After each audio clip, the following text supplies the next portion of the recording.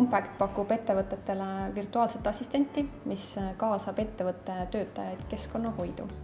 Ja see probleem, mida me lahendame, on see, et praegu me kõik tarbime ressursse, nii nagu meil oleks 1,7 planeeti.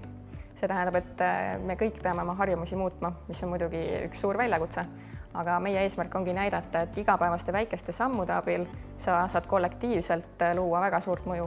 Praegu on Compacti keskseks teenuseks juturobot, mis saadab ettevõtte töötajatele igapäevaseid väikeseid nõuandeid ja ülesandeid, kuidas siis töötajad võiksid ressursse kokku hoida. Alates tulede kustutamisest kuni trepi kasutamiseni ja vähema liha tarbimiseni. Meie ärimudel seisneb selles, et me pakume teenust ettevõtetele ja meil on erinevad paketid vastavalt ettevõtte profiilile ja ettevõtte soovile, mida me saame ka vajadusel kohandada ja ettevõte siis maksabki teenuse eest meile. Just suurtes ettevõtetes on see probleem, et kui sul on sadu töötajaid, siis on väga raske nende kõigini ühe korraga jõuda. Et võib-olla kord aastas tehakse üks seminar või prinditakse silt, et palun kustuta tuled ära, aga tänapäeval oleks vaja natukene moodsamaid lahendusi. Esiteks peab see inimestele olema huvitav ja ka mugav, et kui mõnusam on sõita jalgrattaga, kasutada ühistransporti ja ei viitsita ummikus istuda, siis inimesed ongi keskkonnasõbralikumad. Teine võimalus inimesi keskkonnasäästlikkusele suunata on anda kogukonna tunnet, et nad üksinda ei rabele, vaid tegelikult neil on sõbrad ja tuttavad, kes ka on sama eesmärgi nimel väljas.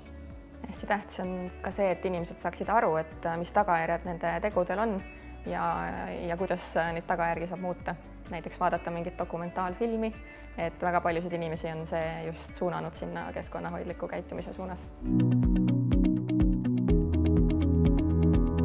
No näiteks kui osta vähem liha, mis on päris kallis ja osta selle asemel värskeid juurvilju, siis juba see on päris odavam tegelikult. Või kui tervislik eluviis on kallis, siis võrrelda näiteks kilo porgandite ja paki krõpsude hinda, et tegelikult on keskkonnasäästlik eluviis ikkagi odavam. Ja tegelikult see tähendab ka seda, et sul on vähe asju, et sa ei osta endale mõttetuid asju ja tänu sellele jääb sul tegelikult ju ka raha üle. Minu lemmik on muidugi Gunter Pauli ja kõik võivad lugeda tema raamatut Sinine majandus. Et seal on hästi palju näiteid, et näiteks kuidas kohvipaksu peal seeni kasvatada ja üks hea näide on veel ka see, et ju kuidas saab vanast plastist teha näiteks treeningjalanõusid.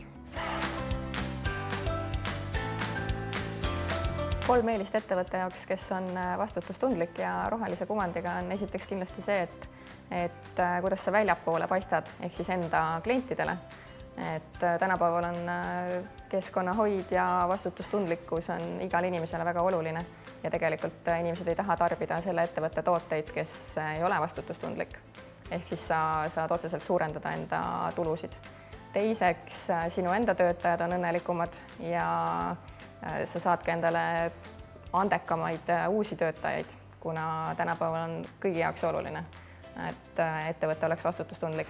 Ja kolmandaks, kui sinu töötajad on ressursisäästlikud ja vastutustundlikud, siis sina ettevõttena tegelikult hoiad ka kulusid kokku.